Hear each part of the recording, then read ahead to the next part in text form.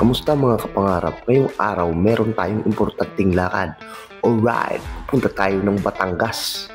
Good morning guys, nito ngayon sa Talisay, Batangas. Meron kaming building capacity and assessment. Dahil nga masiba tayo, inuna kong tingnan yung pagkain kaso may takip pala.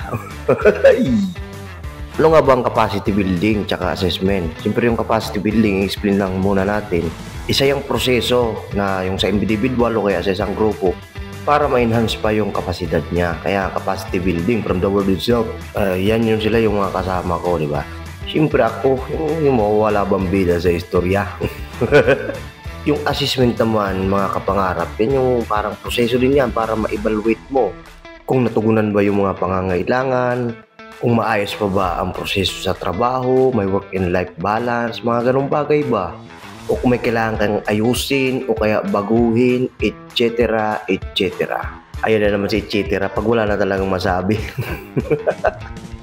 So suma total, ginagawa dyan para sa isang bagay lang, tinatawag na sustainable development, di ba? Yun yung mahalaga para moving forward tayo lagi. Good morning mga kapangarap. So ngayon, kakatapos lang nung natin kahapon, yung team building. Hanggang gabi, grabe. Enjoy din. Nandito nga pala kami ngayon sa Balay Isabel. Dito sa Talisay, Batangas. Team building lang kami, mga katrabaho, gano'n ba?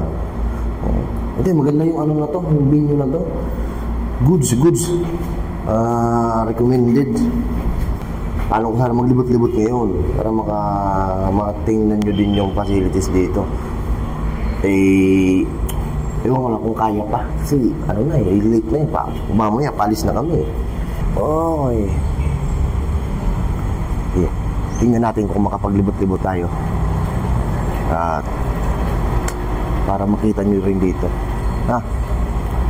Ito na nga mga kapangarap, nung sinimulan ko yung paglibot-libot, sobrang na-amaze talaga ako. Magaling yung nagme-maintain sa lugar na to. Hindi ito hindi ito sponsored pero pwede din naman. Kaya maluwag talaga, maraming building, may mga swimming pool, may basketball court. Yan, ang dami-dami mong pagpupuntahan. Saka yung mga tanim, yun. Yan ang pinaka-main building namin. Dito kami kagabi. Diba? Siyempre, tamang saya-saya lang din. Yan, napakalaking pool. Tapos yan, sa dagat. Siyempre, nandito tayo sa sa palibot ng Taal Lake. Pakita mo yung Taal dyan mamaya. Pakita natin sa video. Napakaganda ng facility na to.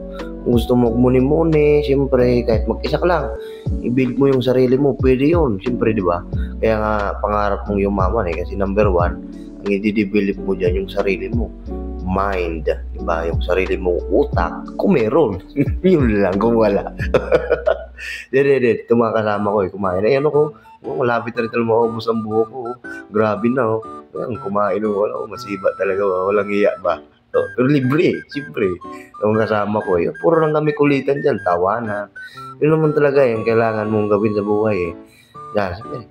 Kala mo talaga maglilibot-libot, inuna talaga yung kain. Kaya pagpatuloy natin. Yan nga, yung Bulkang Taal mga kasama. Mga pangarap din yung Bulkang Taal. Makakatakot. Ang ganda na nakakatakot dito Diba? So ito na nga yung pagpatuloy natin sa paglibot-libot sa venue. Ayan, maluwag talaga siya. Tsaka malinis talaga. Yung ambience niya talaga, nature na nature. Pili ka dito mag-self-reflect. Wow! Yun na. Pagre-reflectan mo yung mga katangahan mo, di ba? Grabe ka Batangas. Parang ipagpapalit ko ng Bicol. Di, joke lang. Bicol pa rin tayo, simple. Tinanong ko itong namamangka na to kung ano nahuli niya. Pagtingin ko, daing pala. Pwede ba yun?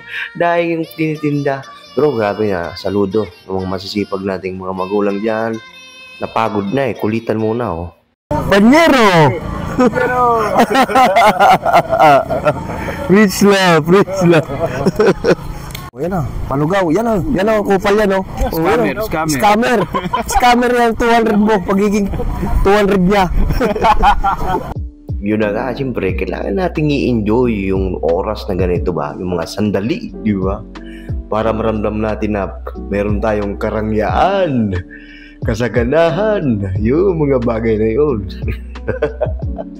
Ito nga, siyempre, malapit na rin kami sumiba at mag-i-exit na. Kasi siyempre kailangan naman back to reality na naman.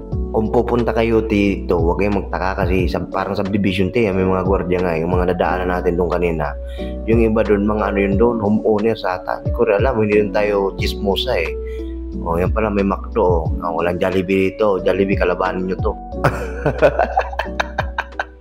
So, yun lang mga pangarap, huwag niyong kakalimutan. At lagi niyong pakatandaan, ang mangarap libre pa rin, kaya't huwag mong titipirin. Ingat kayo lagi. Paalam.